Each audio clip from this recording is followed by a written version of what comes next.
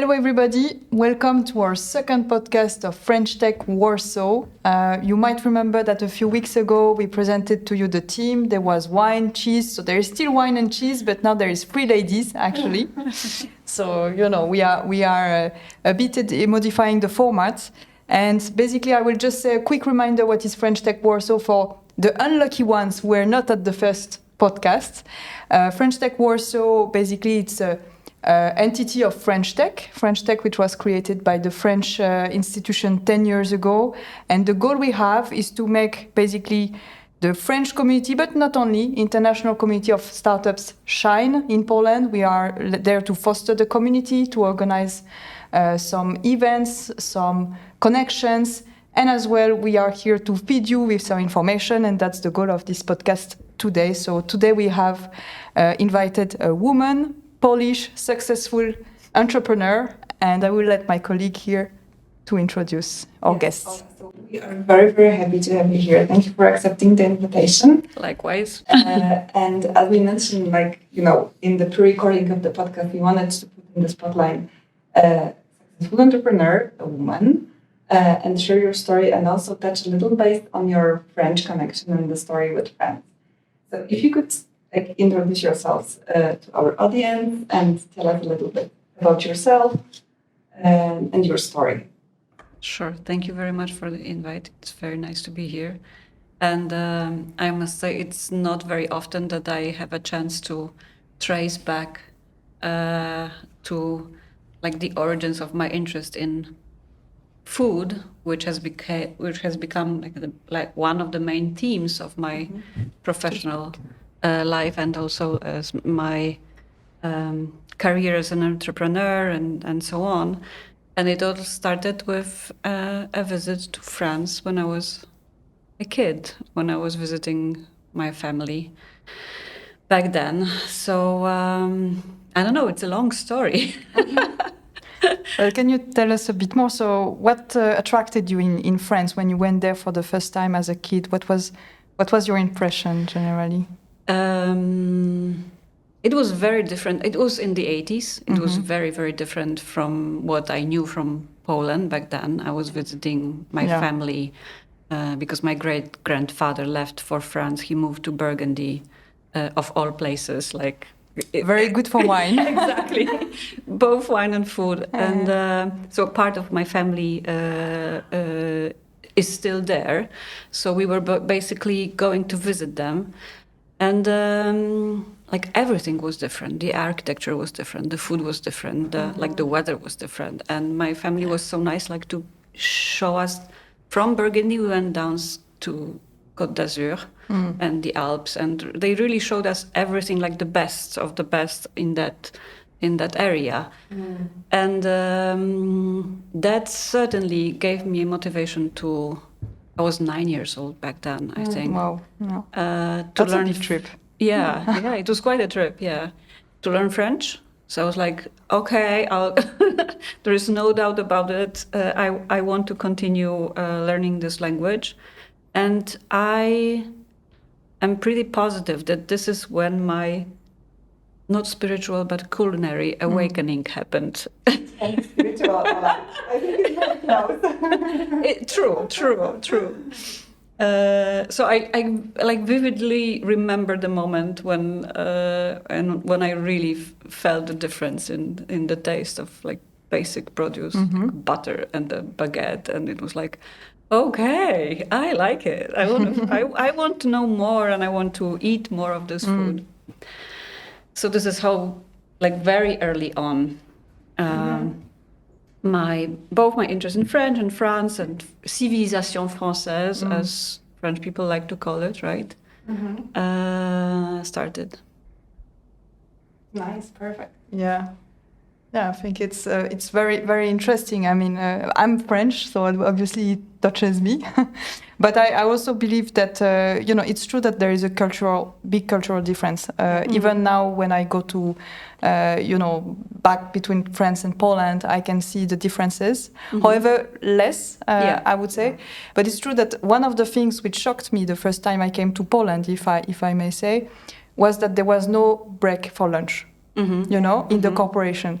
You were going there and you had to, you know, I don't know how you had to eat, but you had to find some way to eat. Yeah, that's and true. it showed to me how maybe the approach to food is a bit different. Food is to feed yourself, not necessarily, as you said, in the French culture, you have the whole, you know, setup, like you have the whole food, but everything around as well. So yeah, that speaks to me. Yeah, the work is organized that you can you cannot skip lunch because you cannot eat after 3 p.m. Yes. And that's like a big surprise for people coming to France if they want to, you know, find a spot to eat at 4 p.m. for example. True. So there are so many advantages to that, like in your social life and also health-wise. Like you have your life is organized around food. Yeah. But it's a good thing. And I wish we had this culture of lunch. Like there is midi or 1 p.m. And this is the moment where you can pause and you can celebrate the food and you have you know that you cannot book meetings. Because, you don't even try. This is like very specific to French people, and also the fact that, for example, in August you don't work and you have the. And I know that for the people from the US, it's like a huge shock. But, you know, Europeans, especially French people, they take time off just to enjoy life. Mediterranean people. Yeah. And as I mentioned, that is really funny. You had this like childhood experience because I had the same.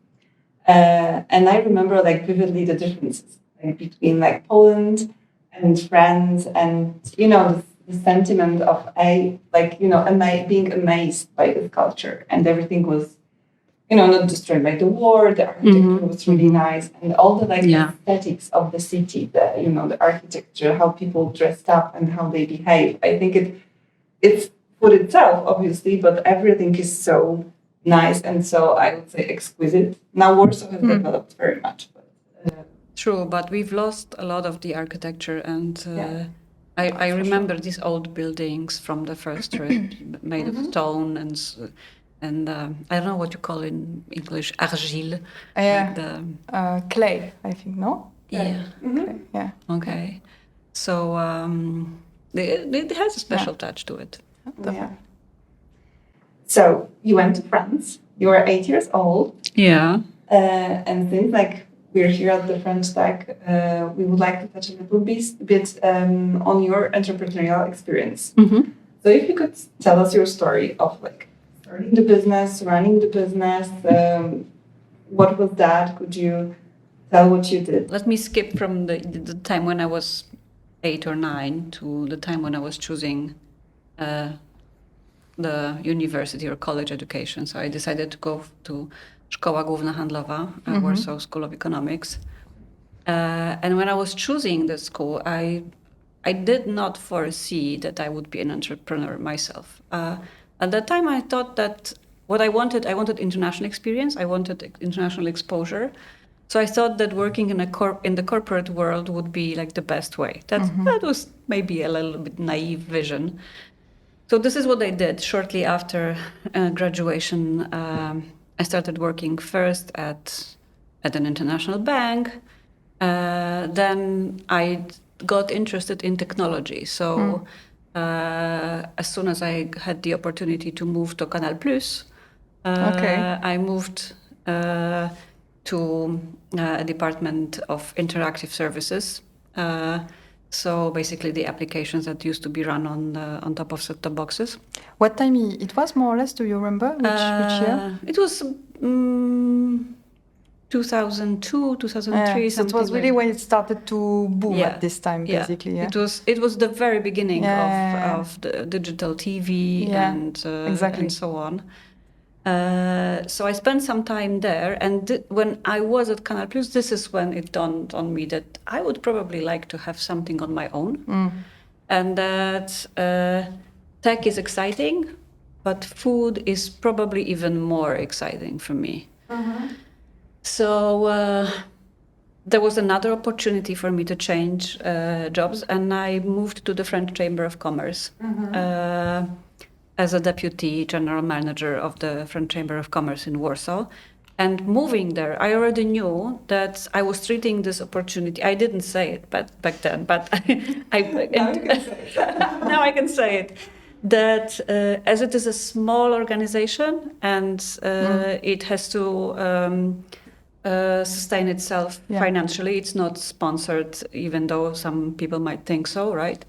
So I thought I will use this opportunity to see if I have this entrepreneurial. To scale something up. Yeah, if I not necessarily scale, but just run and try my hand at running a small business. So you really tried on the French Chamber of Commerce. Yes, I did. Okay. That's a good ground field, yeah. Yeah. I decided let me see how it will go. I had to do business development and product development and looking after the financial side at that time. So it was really like a good course or school of entrepreneurship. And then there was a moment when I said, okay, I think it's going well. I mean, I think I can do it, and I want to focus on food. But at first, my idea was to become a food writer, a food journalist. Okay. So I completely cut ties with the business side, the business world, but not for long. I think it took me maybe 2 years to realize that, okay, now you needed to go back to it, yeah? Yes, and this is when the idea of launching a website with restaurant reviews written by restaurant goers, clients, came up. I knew that there was a similar website in the US, which was called Zagat, and it was created by a couple, by 2 lawyers. And I was like, okay, if 2 lawyers could start something like this in the US, long time before, so maybe I could try to do something similar here. Because you had some doubts about, like, not being able to start it on your own, or I wanted to see how big a project it was. Okay. So they inspired you. Yeah, they definitely inspired me, and I had a chance to meet them a few years later in Madrid. That's cool. During a gastronomical event, Madrid Fusion. And I was able to talk to them and say thanks. You have basically thanks for the inspiration, And Zagat was bought by Google, and a few years later, the site that I was running, which was called Gastronauci, was bought by Zomato, an Indian company that was doing more or less the same thing, and they were buying all the sites of this type in Europe. And for how long have you been running this business? And could you give us some numbers of the size, the number of users, or the number of employees, for example, you had? Sure. So I started it in 2007. I ran it until 2014. I launched it in 2007, started in 2006 probably. We were a small team, like maximum 10 or 12 people at the peak. But we were very influential at that time, I must say. It was like top of mind brand for people who were looking for restaurant recommendations, restaurant reviews. Most of the places where you could eat were referenced on the site, and we had like 1 million users, a little bit over 1 million users, unique users monthly, without any marketing spending. It was purely organic. Organic only. Organic only. No, that's super impressive. Not at all. And this was, I remember that the buyer, Zomato, they said, okay, we need to run the due diligence, right? To see the contracts that you have, the financial side, and so on. And we need to access your Google Analytics to check if it's healthy traffic. And they were like, this is impossible. We've never seen anything like this. No, I think it's extremely impressive, especially that it was not a known brand at the beginning. Like it's a brand you built from scratch. Yes. And also what I find, quite, we're a bit foreseeing, because I feel like now our lives are completely ruled by, recommendation. You go to the doctor because it's not a cash. You go to the restaurant because you see good review. You go to Booksy and you buy. I think it's so much ruling our lives that it was actually quite, it was definitely something that the market was heading towards. Exactly, Definitely. it was perfect timing. Yeah. This was definitely very, very helpful. Another thing was that I was lucky to have worked in the food writing scene before. So whenever I spread the news that this is something I'm launching, there were people who either knew of me or they were just my colleagues, and they were kind enough to start writing the first reviews. So the level of the content was. So for the marketing tactics, because I have to ask the question as a marketing professional. Sure. Yeah. So it was mainly PR, right, and organic traffic. Did you do anything else, like any marketing hack that helped you to get to this level of traffic organically without any paid ads, or do you remember anything that you could share that really worked well? Not really. It was, we were from the very beginning, we were referenced well by Google. So because there was a lot of content, and the content was growing, and it was quality content, and it was updated all the time, right? Yeah. So this is, I don't know how it works now, but back then it mattered. Yeah. So whenever, at the beginning, when we started it, when you would enter the name of a restaurant in Warsaw, there might have been some other sites that were on the top, but gradually, any restaurant name or restaurant and the name of the city that you would enter, it was always Gastronauci popping up. Yes. So we had this first mover advantage in terms of visibility on Google and traffic acquisition. And the quality of the content. I will insist on that, because there were a couple of sites that were doing similar things. But what differentiated us was that there was a filtering policy, meaning that we would not publish anything that the users would write. We were paying attention to whether the rating expressed by stars corresponds with the write-up. The review, With the review. If it was just great restaurants, I recommend it, and it's 5 stars, it was not enough. Basically, we would write back to the user, thank you for a review, but if you want it to be published, we need you to list a number of dishes that you tried, and you need to give us rationale that we really believe that you went there and you know what you're talking about. So this was something that was a little bit controversial. Nobody was doing something like that, and probably nobody does. Or maybe a little bit Znany Lekarz is. They do have a little bit of this model of moderation. I think it does happen now, but we had a lot of issues of bulk comments, but outside of Poland, outside of Europe, and made in a kind of industrial way. So I know that it's still an issue. Obviously, there is more moderation in such sites. Yes, because I think that why it maintains and why it works is because you have trust. Yes.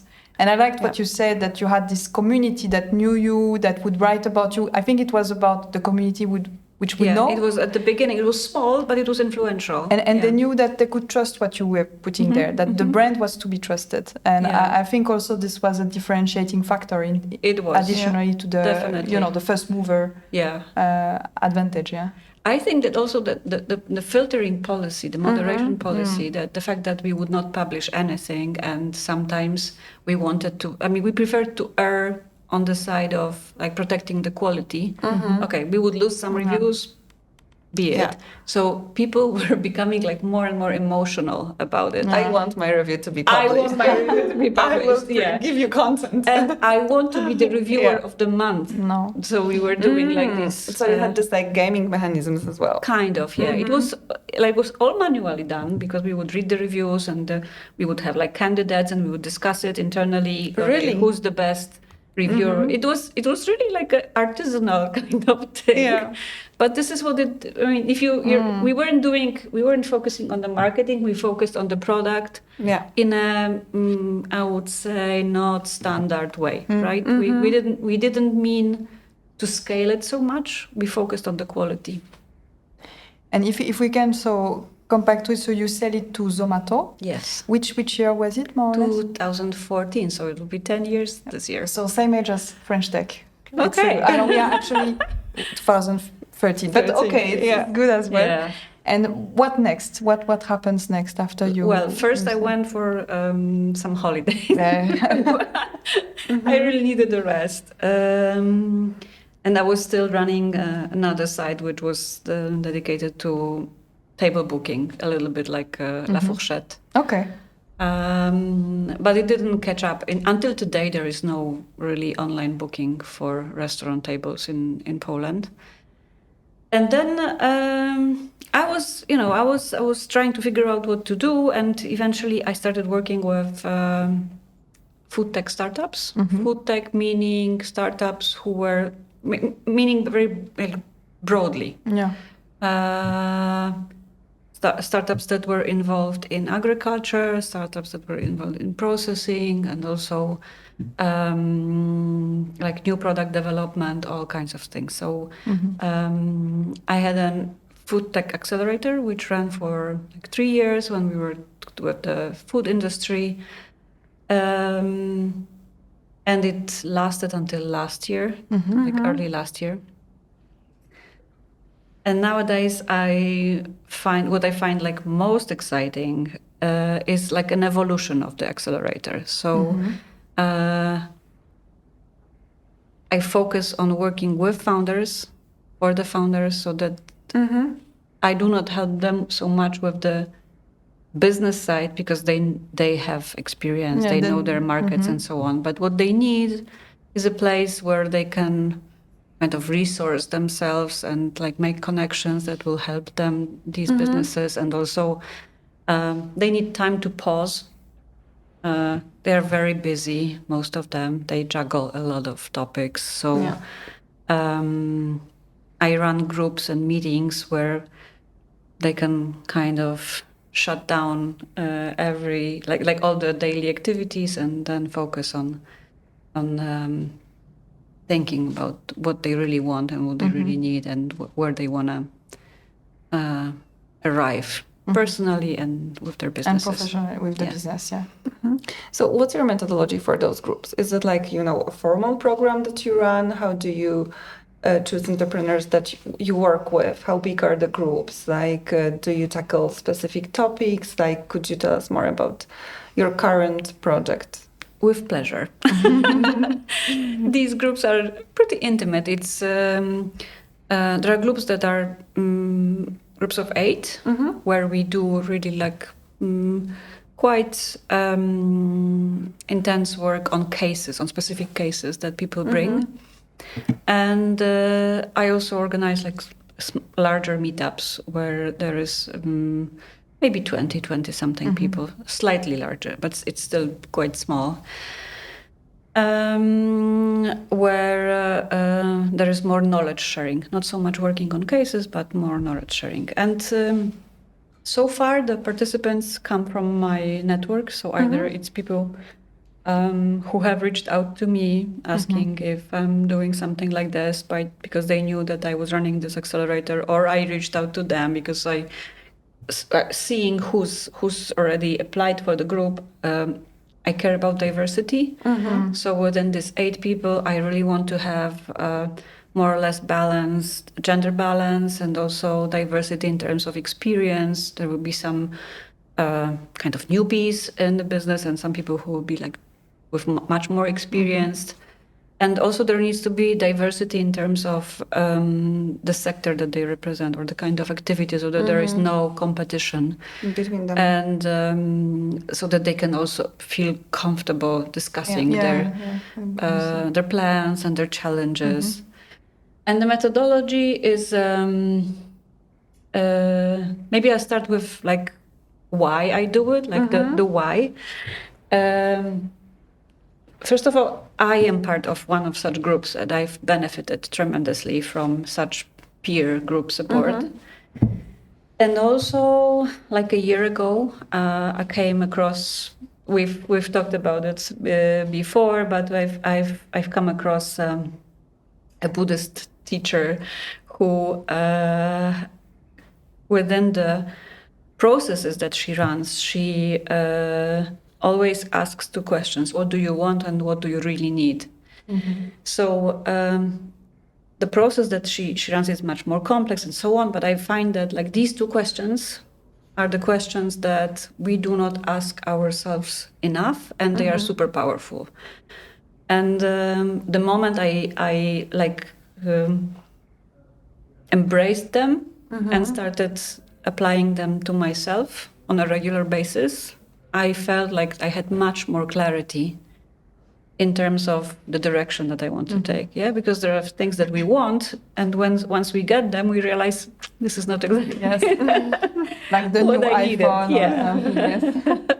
Yes. So while I'll keep these meetings business focused and they are for business people, and it has nothing to do with like therapy and so on.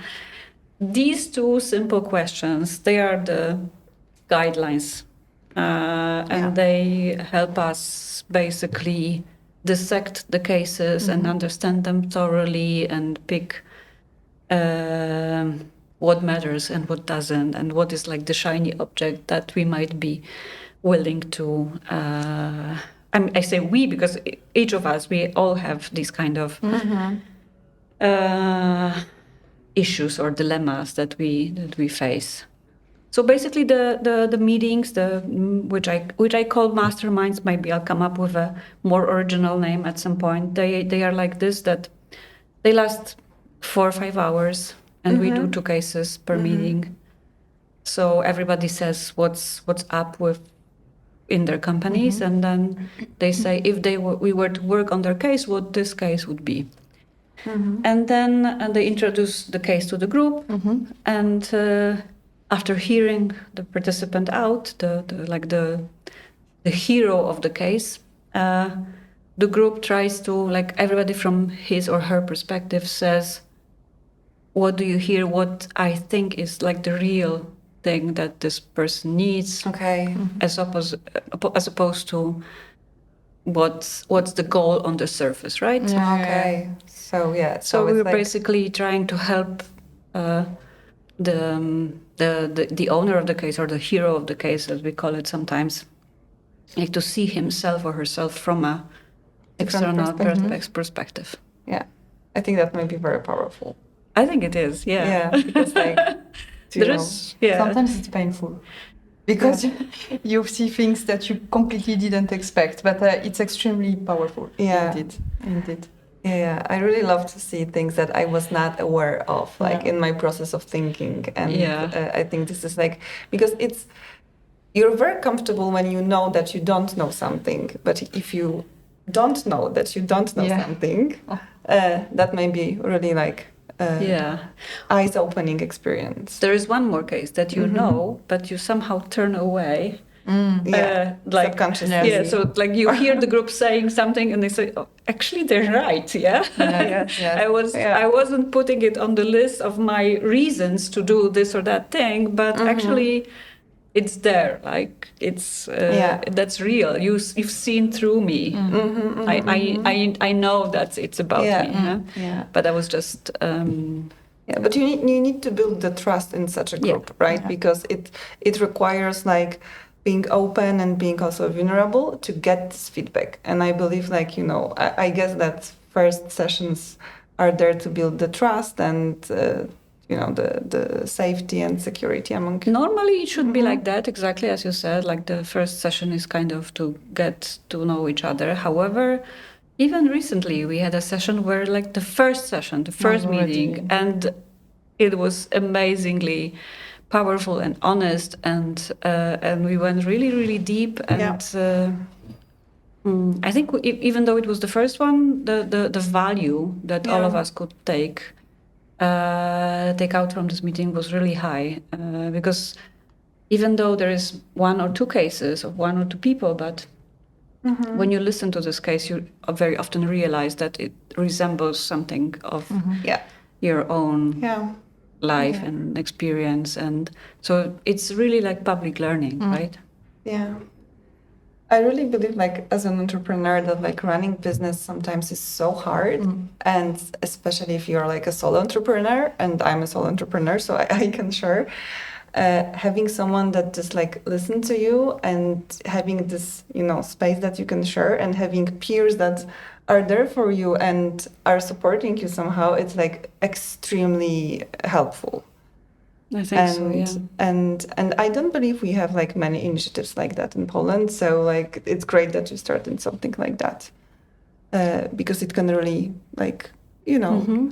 To be honest, when we think about French tech as well, I think it's not only about making nice events, you know, where we can shine or people can shine, but it's also to put people who might be struggling alone together. Yeah. Because if we look at, you know, I mean, I'm not directly a startup owner, okay, but, you know, I have a lot of colleagues who are. I work a lot with startups, and we can see that a lot of the problems are the same.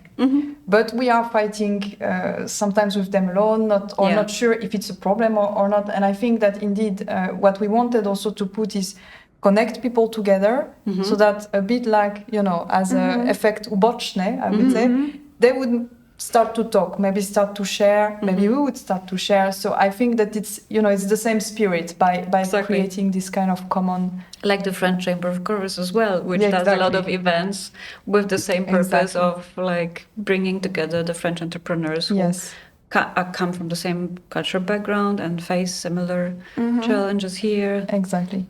I have a question. If we take a step back, we see in your journey a lot of projects, you know, a lot of things. Changes, a lot of changes. Yes, but also, you know, a lot of very creative ideas. Yes, like a Gastronoci, Stoliczku. And the question, and this current project that you have, the question that I have, which I think we might have, you know, offline also, is what drove you when you thought about this new project? Did you have, you know, you mentioned that you saw this website in the US, which was quite powerful. But was there something you say, okay, you know, this gives me the idea, or what was kind of your impulse? You know, because I think sometimes we have, you know, many ideas. Yeah.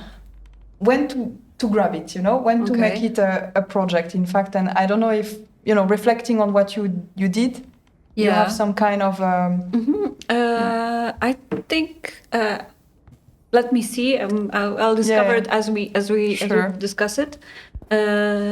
One thing that I really care about is the utility of whatever I do, if it's gonna be useful. Back when I was inventing Gastronauci, I was writing about restaurants and I couldn't find an online catalog of restaurants in the cities. I was like, no, there is something wrong with that. And it existed elsewhere. So it was like another proof that this is something that might be useful. And I knew that it would be useful for me. So I was like, okay, it's a worthy goal to pursue. I would use it. I need it. So from the need, basically, that would be, you know, in the market. And it resonates with me. I wouldn't create znany lekarz probably because I don't know, it's not my thing. I do go to doctors every now and then, but I'm not excited about it. I couldn't do something only because the numbers are interesting. And similarly to these groups, I have benefited immensely from this kind of peer groups. Ever since I sold Gastronauci, I also had some more liberty, some more time for myself, some freedom, so some more time for self-discovery, meditations, and so on. And I saw the usefulness of it and how enriching it was for me. And I definitely do not want to go like a very, very deep, either or not for the moment, at least, spiritual or like psychotherapeutic way. No. I would like to keep it easy, accessible, but powerful and really useful. So these are the things that drive me. That I feel it, I need it, I use it, and I see that people could use it as well, and there is a value. I think it's quite important because quite often we do something because, you know, either it can be done or it looks promising, but we don't think if actually people will want to use it. Yeah. And that can create a kind of dissonance with the market, like we are proposing, but in fact, it doesn't match. What I liked also when you were talking about Gastronauci was about the product. You know, you had a real, I don't know, love, or I think something really important. The product was really important for you. It had to be good. It had to be, you know. I had a vision about the product. And I think it's also kind of a drive, that you, of course, you like the product. Yeah. You think it would be useful, but as well, you want to provide a good quality product. And I wanted it to be different because what I saw, there were small sites of this kind, and they were not. I didn't want to read these reviews. They were like low level kind of. I was losing the appetite when I was reading it. So I was like, okay, let me do it in a different way. Because back then I also read this book, Differentiate or Die. Speaking of marketing, I think it's Jack Trout's book. It's like an old book on marketing. Like you have to differentiate or die. So I read it and then I wrote the main points. How will we be different? Yeah. So Yeah, it's funny that you're mentioning this because you were different because your content was curated manually and done by humans, and you mentioned the process were not automatized. Yeah, which is very different. The from opposite of tech. Yes, and from what is coming from AI. Yeah, right. Yeah. Content can be generated artificially, automatically, and the process that can be done not manually but automatically. So also we have a question about that, the tech now and then, right? Yeah. So what's your perception of doing the startup that was, I would say, crafted, based on a craft, crafted, and the new wave of content done by artificial intelligence. Do you have any thoughts of the content in general, the reviews, Well, the content that is created by AI is incredibly similar and can be easily confused with what humans create, which, well, I don't know. I'll say the same thing as most people do, right? It's inspiring and powerful, and it's also a little bit scary. I don't know where it's gonna go. I don't know where, but I know where I want to be. I want to stay in this more or less crafted space, more face-to-face context. I'm really glad we're doing this live. We're not just we could have perfectly done it over Zoom or whatever. Yeah. And from the experience from the groups that I run. I offered people, I thought it was a good idea that we would, more convenient, we would do 50-50 online and face-to-face. And they said, no, we want everything face-to-face. So the more digital we become, the more artificial content there is, I believe there will be still need for the crafted and human created content. And this is the niche where I want to stay. Yeah. Or even more, I would say, because everything. Look at during the COVID, we were all kind of digitally transformed, but at the same time, there was much more people reading, much more people, starting to learn how to bake the bread, eating. And I think it even we saw in the sales that we got a huge boom in 2020, 2021, and then sales of what? Sales. In my case, it's a sales of digital telecom offers, but I think it was generally on the market. And I'm not saying it's bad. We are still doing very good, but what I mean is we really saw a peak, and then we were expecting it continues to peak like this, and in fact it kind of lowered or a bit stagnated, and I think because people needed to go back to I need to go back to the store. I need to go back to human contact. So I'm completely in line with you. I think that it will not completely replace, and we need those kind of safe asylums, where you will be definitely. Yes, exactly. So I know you're very well versed with all this news, all these new technologies and the AI and marketing and so on. I would, if I had a question, I'd go to you, and I hope you would be kind enough to update me. But my personal preference, and I also see that it impacts my mental health. Right, the more I'm offline and the more I interact with people, the happier I am. Simply. Yes. Yeah. So I have a question because we are, as I said in the intro, three women here. Yeah. You said that you have a splitted gender, quite equal genders in your groups. Do you see you as a woman, but also in the people with whom you interact with, the your I don't know, mentee, or I don't know how to call it, the participants of the program. Do you see some differences between women and men? Do you see some things that women entrepreneurs or women generally are more asking about for maybe support or more vocal? Is there something that you see as a difference here? For the moment, I think it's too early to draw some general conclusions from this particular experience that I have. For example, the first group is more male-dominated. The second, for some reason, is female-dominated. But I had a realization about myself. Like in the second group, there was a moment when I thought there would be like 6 women and 2 men. And I was like, oh, I need to do something about it. I need to get more men. I need to replace, move the participants around. And then I realized this is exactly the reverse situation, which happens everywhere, and nobody panics about it. That's right. Right? Yeah. So I just shared it with the participants that I caught myself trying to correct it immediately, and they say, "No, chill. I mean, that's fine."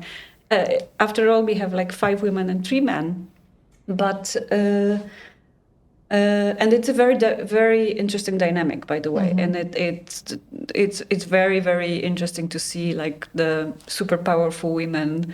They discuss between themselves, and the men are eager to learn. So and that's really nice. Okay. So from my personal experience right now in these groups, it's too early to tell. I would say. Okay. But today I was invited to a meeting regarding diversity and inclusion of women in IT. And there was someone said something like very nicely. It was a very elegant statement. What's the difference between diversity and inclusion? Diversity is that everybody's invited. And inclusivity and inclusivity is when everybody is able to have as much fun as they want. So we can invite anybody, but if this person is not able to enjoy the presence or like take like fully participate. Yeah, fully participate, then it's not that it's not inclusive enough, which really got me thinking, right? I think it's a positive way actually to describe it, when usually it's a bit described by policies and so on. So it's a more, I would say, attractive and also inspiring for people, more relatable, definitely. Yeah. And that diversity can really like beneficial, because I run an agency. And you have mostly women work. Yeah, exactly. And we have few guys, and we really appreciate them because they bring really like a different perspective and different energy, and like, different way of like just handling stuff and things. And I'm really proud, like, that my business is like women run, women led, and that's really, I believe that being a woman helped me to understand my coworkers. But having the mix is very powerful. So mixing is good. Yes. Do we move a bit to food? Yes, we'll move because we have food here, so we start to move to food. So if we started with this, that the food is very important to French culture, and the food was very important to your like journey. What's the perception of French cuisine today? Because you've been in this business like for a long time. You're also a foodie. Has anything changed? Like, how do you since see? You were 9 years old? Yeah. Yes, I think so. A couple things changed, definitely. And if what comes to mind is the place of the French cuisine on the map of cuisine all over the world, and the importance of it. For example, compared to Spain. Spain was pretty much unknown and underrepresented like 20 years ago, and now it's the avant-garde. It's one of the most famous chefs come from Spain, and they are super creative, while France has kept its charm in terms of classic French cuisine, but there isn't so much going on in terms of new ideas, like new inventions and so on. And I recently read a very interesting article. It was about an American chef, David Boulet, not to be confused with Daniel Boulud. He's of French origin. He was, because he passed away like last week. And his mission, his personal mission, was to kind of dust off French cuisine and learn in France and bring to New York the versions of French dishes that would be very healthy, very nutritious, and very light, so that people who like his food could eat at his restaurant 3-4 times a week, which is normally not the case in France. If you go to fine restaurant, Fine dining. This is not something that you are able, like health-wise and physically, to digest and to eat like on a daily basis. So I think he was a very influential person in New York, and I think that this is the way. This is the direction where French food will be taken. He had an incredible brain, and he was coming up with really interesting ideas how to make food like taste impeccable, but replace the heavier ingredients with their lighter versions. What was the name of the restaurant? What is the name of the restaurant actually? Do you remember? He has changed the location and the name of the restaurant so many times. I think the last name was Boulet House. Okay. So I we can need show to you. check and eat 3 times a week. Yeah. No, it's true that when you go to fine dining, I think additionally to the fact that it's quite a lot of food, I mean in the all together, because usually it's quite small portions per se. For me, it's also so many tastes that sometimes you cannot process them, like between your brain and and indeed it's nice, but occasional. Overwhelming. Because you wouldn't, overwhelming. You don't even know what you are eating. So it's amazing, but maybe not on a regular basis. And that's true that can be considered as a bit not traditional or not something you would do and you would get accustomed to. So definitely. Yeah. I think that still any chef that is serious about his craft will go through a training in the classical French cooking, right? Like you need to know all the basics. You need to know the sauces and so on. And but then most of them like play with it and do something on and their you can own. make it more simple.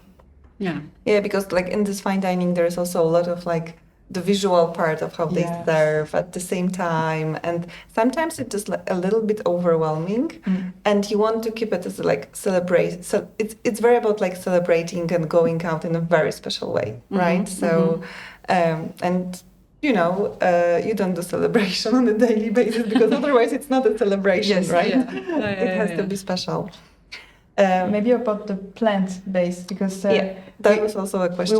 We were a bit curious because I mean, obviously you know quite a lot about food. You know about the plant-based sector, which was also close to you at first. But it seems now it's a bit like the trend seems to have a bit lowered down. And the question is a bit like how do you see that this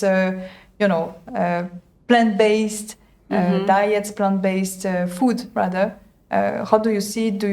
What's your perception of it and of its future rather? I am not very much optimistic in terms of humanity switching to, especially the Western world, switching to plant-based diets. The statistics show that we consume more and more meat. Of course, we live in different bubbles, right? But if you consult the Office of Statistics, then it's more like per capita in general, we produce more and more meat, even though we shouldn't, given the climate situation. There was a time when we were hoping for the plant-based meat to replace the animal meat or the so-called cultured meats, cell-based agriculture. but it's not happening. So there was $3 billion invested in cultivated meat, and almost none of these projects is viable, sustainable economically, and the meat is not at the quality that we would want it to be. This is one thing. And for the plant-based meat, which is plant-based meat, people liked it at first. It was like a surprise. Yeah. But the consumers are complaining that the taste is not there, and the digestibility is not as it should be, and there are too many ingredients. Yeah. So I think the more conscious we are about health and climate, we will be maybe drifting a little bit to the plant-based diet while keeping it more natural. So like more simple beans and pulses and tofu and tempeh, stuff that has been around for years. And it's easy to digest and it's easy to prepare and so on. It's not so transformed. Yes, because sometimes there were some issues that in fact this plant-based meat was even less healthy, because so many different products, chemicals added it. So exactly, definitely. Yeah, because it was trying to pretend to be a meat, right? This Impossible Burger or Beyond Burgers. It's Impossible Burger. It's impossible. Yeah. However, plant-based dairy is doing pretty well, and the yogurts and the milks that we are not supposed to call milks and so on. Yeah. Do you see any food trends that are currently emerging, or any this is a great question. New diets or all the foods that are supposed to help us live longer, longevity. Yeah, that's a huge one. Yeah. That's a huge one, and there is different approaches to that. There will be people who will be eating a lot of supplements and so on, and it will be very much engineered. Yes. And there will be people who will follow people like Dan Buettner, who is the National Geographic journalist and kind of researcher, who has he basically discovered the blue zones, like the places on Earth where people live to 100. Yeah. So there is nothing engineered about their lifestyle and their food, and you can see on Netflix the series on the blue zones. So there will be these two approaches. Like there will depends on what you believe, right, and what you wanna practice. Does it answer your question? Of course, it's your perspective. Yeah, I know that you know her also like glucose goddess, measuring your sugar level with glucometers. That's also and being more conscious about sugar consumption and how to engineer your plates to you not have sugar spike. For me, it's it was a big trend 2 years ago, for example. It was. Yeah. Having all these devices that you can. Yeah, that will measure the continuous glucose meter. Yeah. We have some very simple questions, short questions to end, because when we were preparing this interview, Carolina was we need to ask her for good advice, practical advice on where to get food, where to go out for food, and your also favorite recipe, because you didn't mention that, Ola, but I know that you wrote a cookbook. Yes, I did. I wrote and published a couple of cookbooks before I started gastronomy. It was a dream of mine to do that, so I'm very happy it happened. And it was about Greek food. I love Greek food in general. But if I was to tell you what kind of go-to recipe I have, or a recipe that I keep on either perfecting or changing, is a recipe for roast chicken. Okay. It's not something that I would make very often, but there are days, I don't know about you, but I do have these days when I feel like I need to have roast chicken. It's the ultimate comfort food. Yes. That's the food that I grew up with. My grandparents would make roast chicken on Sundays. So, and there is this also trend, speaking of trends, there is the Merry Meat Chicken recipes that are circulating on TikTok and so on. And there's a couple recipes. Okay, I haven't seen this, so I need to. There is a couple of versions. Apparently, Meghan Markle made this "Marry Me" chicken for whoever, and We'll find it. We'll put a link. there is lots of lots of recipes circulating. Some are with sauce, some are without. So, like my goal is to perfect like a simple roast chicken, and the recipe that I've been practicing, I've been making recently was on a cast iron pan, like Le Creuset kind of thing. So the difference is that you take the whole chicken and you first warm the oven, heat up the oven, and the cast iron pan is inside the oven, so it heats up together with the oven. And then when it's really, really hot, so after like 45 minutes maximum heat, you put the whole chicken on it with the breast up. And it takes like 50 minutes. And after the 50 minutes, the breast is as well cooked as the brown meat, which is touching the hot cast iron. And it's perfectly juicy and it's perfectly roasted and golden. And so you don't need to turn or like pour the fat that has just come out. You do not have to pour it on top. It's just perfect. Sounds like quick and practical and the only thing is that the fat splatters around and we need to clean the oven. Okay. So that's why you don't do it too often, yeah? Yeah. Okay. So that's the only joke, but the chicken comes out really perfect. Okay, so this is poulet rôti à la Ola. We can say this. Where do you shop for food? In Warsaw. I'm looking forward to springtime so that I can go to Majlerci, which I know you all know as well. So this is a small farm just outside the city. Another place would be Forteca on Wednesdays. Okay. Yeah, they have quite good quality of food. Well, that's already two, and it's already quite good. No, because that's true that we are all asking these questions to Ola, so I hope, we will have to try. And the last question, maybe, do you have a favorite restaurant in Warsaw, or restaurants in plural? I think one of my favorite is Kieliszki na Próżnej. I've always liked this place, but ever since Sebastian Wełpa moved there and became the head chef, I like it even more. Regardless of the fact that I don't drink wine, I don't go there for the wine, I go there for the food. It's always exquisite. And everything is perfect there, basically. All right. I think. How about you? What is the best French address here? French address? Oh, yeah, I don't know because I don't go to French here. I take the plane.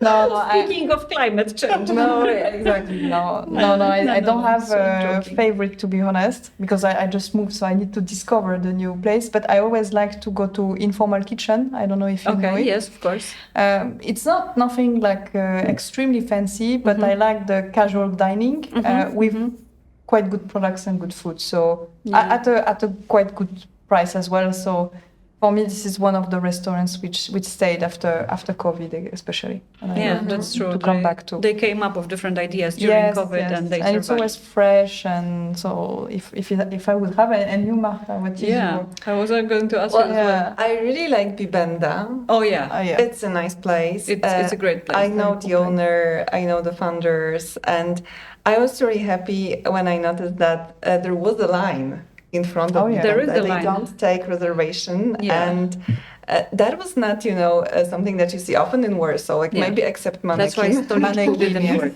But like they have really good quality food, and I really like the vibe, and I really like this place.